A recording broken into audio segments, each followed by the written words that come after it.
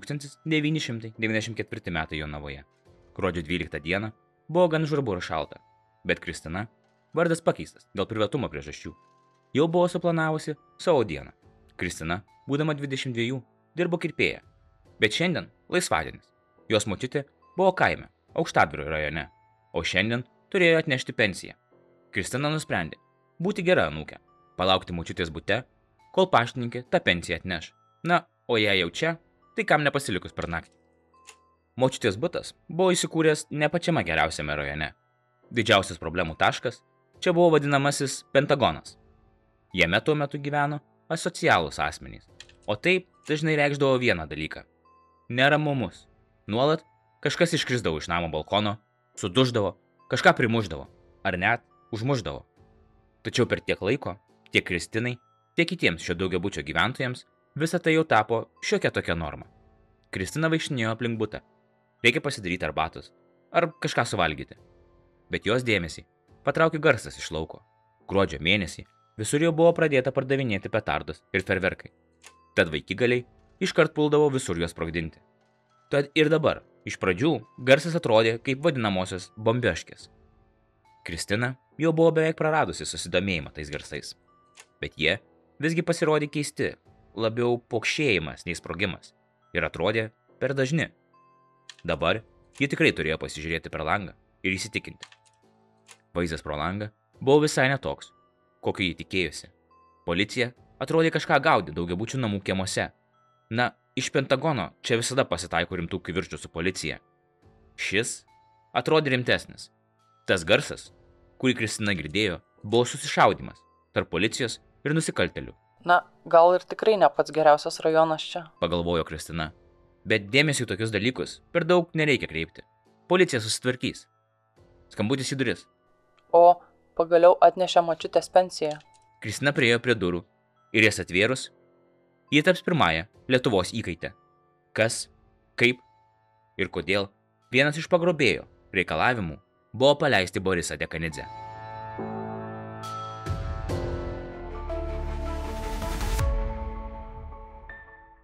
Petras Zubavičius buvo gan komplikuota asmenybė. Galima sakyti, kad jam nuo vaikystės nepasisekė. Jis dar tarybiniais laikais augo vaikų namuose. O tai jau rimta trauma, dažnai nukreipianti nusikalstamais keliais. Paskui Petras buvo pašauktas į sovietinę armiją ir jis buvo išvežtas tarnauti į karo zonomis garsėjantį Afganistaną, kas vėlgi turėjo palikti rimtas žymes jo psichikoje. Sugrįžęs iš kariuomenės vedė, bet santuoka dėja susiklostė nesėkmingai. Galiausiai jis pradėjo plėšikauti, prisidirbo ir sėdo į kalėjimą. Nors nėra daug detalių apie jo ankstesnius nusikaltimus, viena buvo aišku apie Petrą. Jis tapo tokiu žmogumi, kuris visą laiką savo kartojo. Į kalėjimą tikrai daugiau nebegrįš. Gruodžio 12 rytas Radviliškyje prasidėjo kruvinu nusikaltimu. Apie 10 val. Ryto 2 ginkluoti vyrai užpuolė miesto globos ir rūpybos kasininkę. Jie pagrobė 50 000 litų, tačiau pasipriešinusi moteris buvo peršauta. Palikęs sužeistą auką, nusikaltėliai spruko baltu automobiliu, ant kurio stogo buvo pritvirtintas taksi ženklas. Jų pabėgimas atrodė buvo gerai suplanuotas, tačiau netrukus Jonavos rajono kelių policijos patruliai Viršila Ostreika ir vyriausiasis policininkas Baliukevičius pastebėjo įtartiną Opel Rekord ir nusprendė jį sustabdyti. Kai pareigūnai priėjo prie automobilio, nuaidėjo šūvis. Ostreika krito, sužeistas į dešinę ranką. Tuo metu vienas nusikaltėlių įrėmė pistoletą į Baliukevičiaus krūtinę ir atimė jo tarnybinį PM arba Makarov pistoletą su 8 šoviniais. Negaiždami nė akimirkos, užpuolikai dar kartą spruko, palikdami sužeistus policininkus šalikelėje. Nepaisant sužeidimų, pareigūnai sugebėjo radijo ryšiu perduoti informaciją apie bėglius. Netrukus Kosmonauto gatvėje 2 nusikaltėliai buvo sulaikyti, tačiau su jais buvusi moteris spėjo pasprukti. Dar vienas gaujos narys desperatiškai ieškojo slėptuvės ir dėja ją rado Kristinos močiutės bute, kurio duris dabar ji ir buvo atidariusi. Į Jonavą nedelsiant pasiųsti policijos specialieji padaliniai. Operacijai vadovauti ėmėsi pats policijos departamento generalinis komisaras Jonas Liaudenskas. Dabar galime grįžti į tą butą.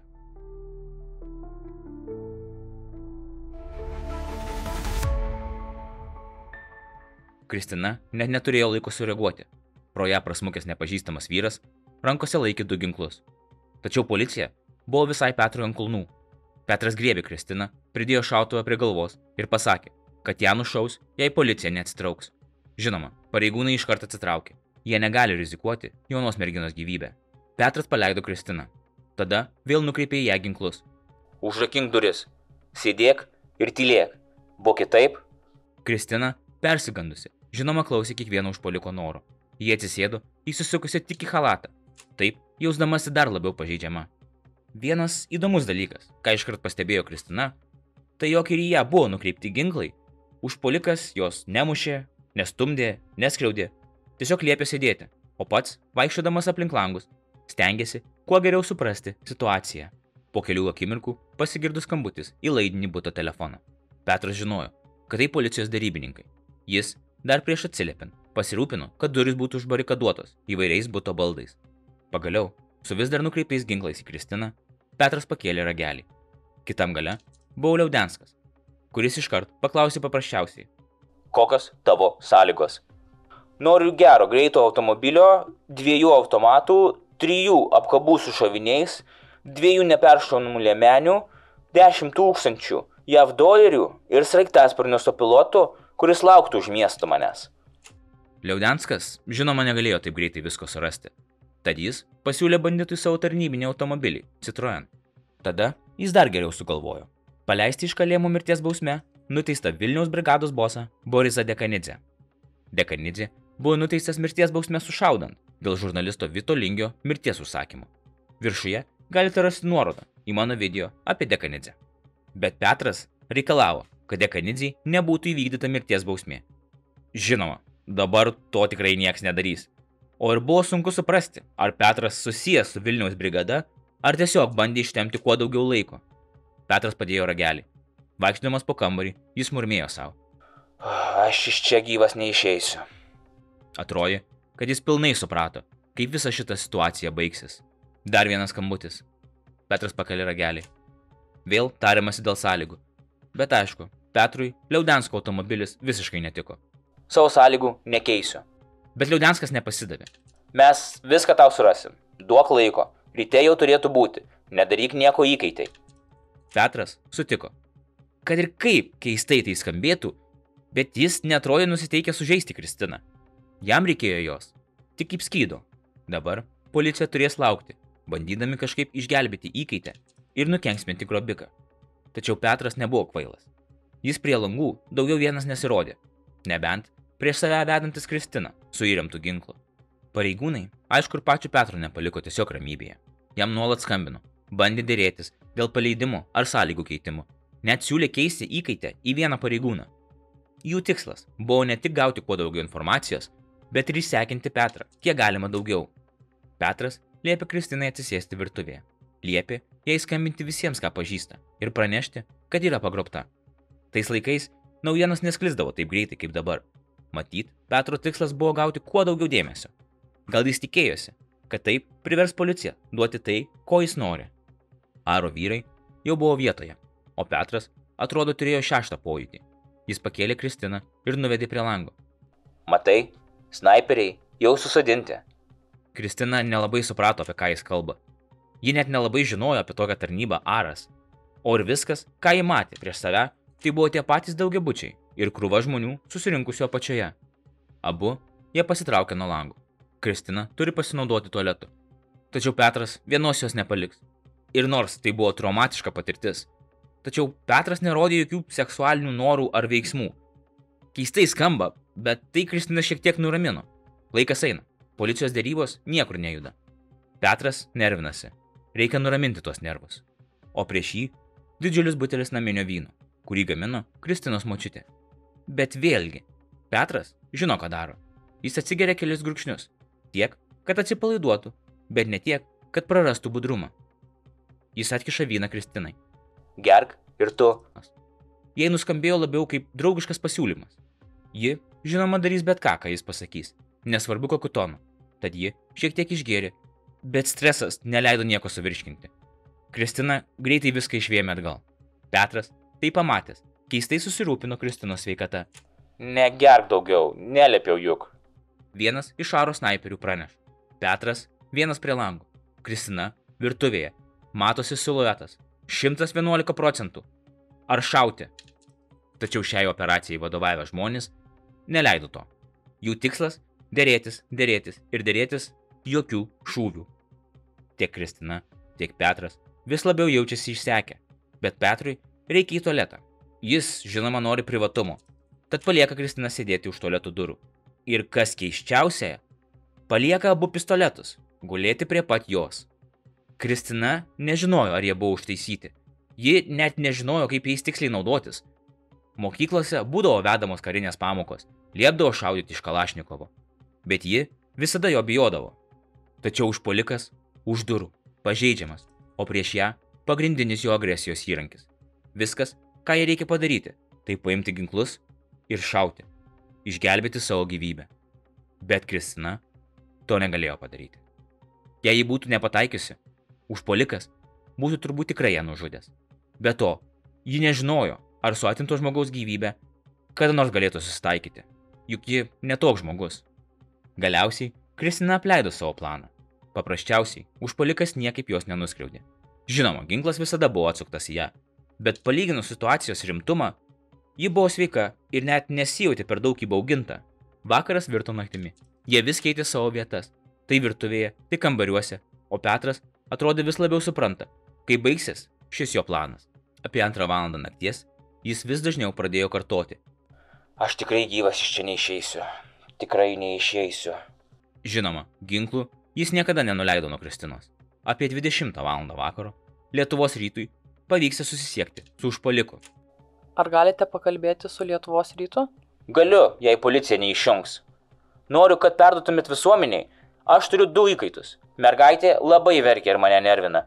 Aš ją surišau. Kita rami, protinga. Ar nesutiktumėte praleisti bent vieną iš jų? Mažiau įkaitų, daugiau šansų mane nukauti. Kas jūs, lietuvis? Aš esu Lietuvoje gimęs ir augęs aukštaitis.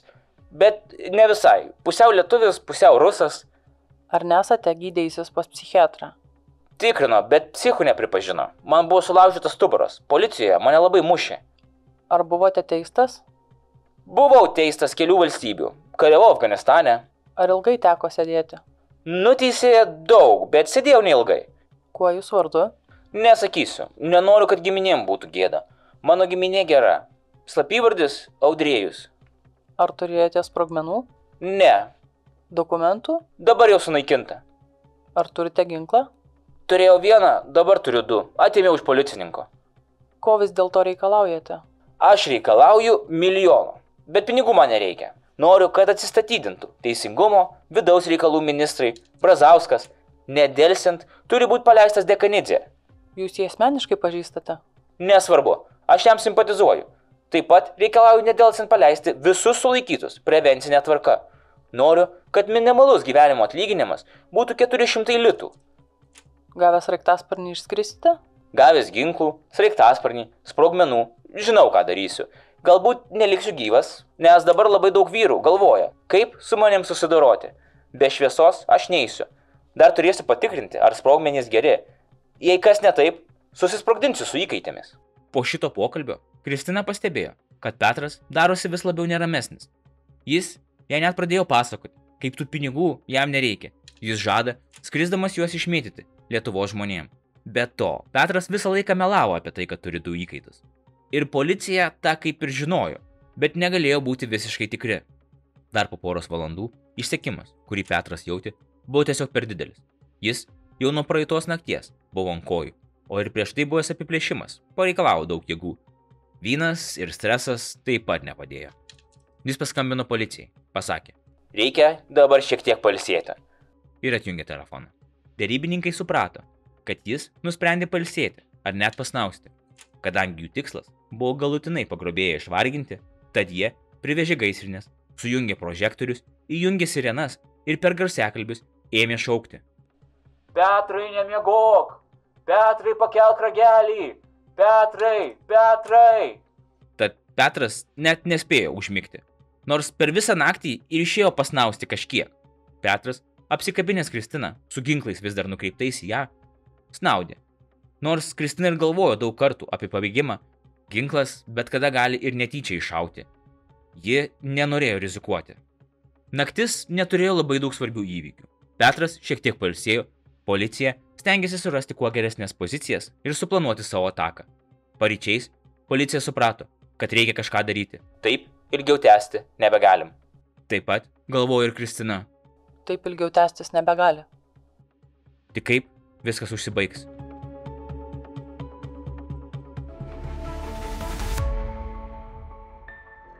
Netrukus paskambino šturmų grupė ir Kristina suprato, kad jie ėmė kalbėti tarsi specialiai. Pasigirdo jų žodžiai. Daugiau tempti gumos nebegalime. Įmame šturmų ir atsiprašome, jei kas nors įvyks. Kristina liko sukrėsta po tokių šturmo vyrų žodžių. Petras atsisuko į ją ir leptelėjo. Matau, esi jam visiškas nulis. Baimė persmelkė Kristiną. Bet iš karto dar nieko neįvyko. Tai matyt buvo mėginimas Petrą privesti prie langų ar į patogesnę poziciją. Ir jiems pavyksta. Po kurio laiko Petras neiškentęs įrėmė vieną pistoletą į Kristinos galvą, kitą į jos nugarą ir nuveda prie lango. Jei to jau pat nebus įvykdyti reikalavimai, moteris mirs. Bet dar keisčiau jis pridėjo. Žmonių gatvėje nešaudysiu, bet pasistengsiu nušauti bent 2 policininkus. Patenkintas savo pasisakymu, Petras pradėjo atsitraukinėti. Jis tuo pat metu pateko į šviesos ruožą ir šiek tiek atitraukė ginklą nuo Kristinos galvos. Tai buvo tobula akimirka snaiperiui. Jei jis pataikys, jei bus pakankamai greitas, Kristina nenukentės. Bet rankos prakaitavo. Aro pareigūnai pagaliau duoda ženklą. Snaiperis nuspaudžia gaiduką, šūvis ir 4 minutės po 9 valandos ryto Petras yra nukaunamas. Kristina išgirsta šūvį. Garsas buvo beveik kurtinantis. Kas nutiko? Adrenalinas visame kūne užvirė, bet baimė vis dar kaustė. Jie atsisukusi pastebėjo, kaip Petro kūnas krenta. Tada jie atrodė pasidarė laisva, atrakinta ir pasileido bėgti į balkoną, šaukdamasi pagalbos. Garsas, kurį jį girdėjo, nebuvo vien tik šūvis. Lygiai tuo pačiu metu, kai snaiperis esantis kitame pastate pataikė Petrui tiesiai į galvą, aro vyrai beveik išsprogdino duris. Kristina prisiminė, kad jos buvo gerai užbarikaduotos, o po visko atrodo liko tik šukės. Tačiau prieš pat nukrisdamas Petras dar paspaudė gaiduką. Laimiai kulka nekliudė Kristinos, o ji iki šios dienos taip ir negali pasakyti, ar Petras tuo metu norėjo ją nušauti, ar tai buvo tiesiog raumenų reakcija. Jis buvo blogas žmogus, bet tuo pačiu metu Petras jos neskliudė visą šį laiką. Viskas. Beveik parą trukusi pirmoji įkaitų drama Lietuvoje pasibaigė. Ir vienintelė auka taip pat užpuolikas. Kristina atsipirko tik lengvų šokų ir turbūt baimę visam gyvenimui atidarinėti duris, pirmą nepasižiūrėjus. Taip pat reikia paminėti, kad aro pareigūnai atliko tikrai gerą darbą, suprasdami, ką Petras yra pasiryžęs padaryti ir iki kokios ribos jį galima stumti. Nors kiti pareigūnai abejoja keliais to vakaro derybininkų sprendimais, kaip, tarkim, šviesti šviesą į langus visą naktį. Bet kaip situacija baigėsi taip laimingai, niekas į detalės per daug nesigilino. Tačiau nepavyksta rasti jokios informacijos apie jo reikalavimą paleisti Borisą Dekanidzę. Ar tai buvo realus prašymas, ar jis turėjo kažkokius santykius su Vilniaus brigada, ar tiesiog bandė ištemti laiko reikalaudamas dalykų, kurių žinojo, kad niekas tikrai neišpildys. Gal jūs žinote kokios informacijos? Pasidalinkite komentaruose. O po šio įvykių, kaip manau, nuspėjote, Kristinos gyvenimas virto šiokia tokia Holivudo scena. Po šito įvykio tapau tokia žinoma, kad net į gatvę negalėjau ramiai išeiti. Aš buvau pirmoji įkaitė netgi visoje buvusioje Sovietų Sąjungoje. Man šita situacija atidarė kelią visoms tolimesnėms įkaitų dramoms. Regis, tuometiniai nusikaltėliai buvo prisižiūrėję videkų ir kovinių filmų. Jie įsivaizdavo, kad tokiais būdais užsidirbs lengvų pinigų. Paskui nekartą savo artimiesiems sakiau, kad atsėdėti su ginkluotu žmogumi tą parą buvo kur kas lengviau nei išgyventi visą tai, kas sekė pasibaigus minėtiems įvykiams. Žmonės gatvėje stabdydavo, pirštais badydavo. Dabartiniais laikais jauni žmonės siekia bet kokią kainą išgarsėti ir daro specialiai tam tikrus dalykus socialiniuose tinkluose. Tada buvau paprasta mergaitė. pilka pelytė ir po tos dramatiškos nakties tapau savotiška superžvaigždė. Juk tave rodo visos televizijos. Apie tave rašo visų įmanomų laikraščių pirmuose puslapiuose.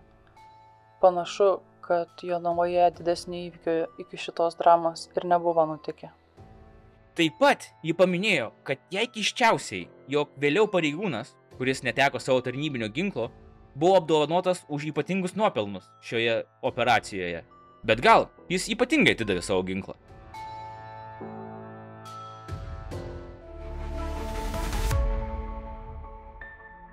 Ačiū, kad žiūrėjote šį video iki galo. Kaip visada, jūs gaunate papildomus karmos taškus. Palikite savo nuomonę apie Aro, derybininkų ar policijos pareigūnų darbą. Ir ar žinote dar kokių įkaitų dramų Lietuvoje?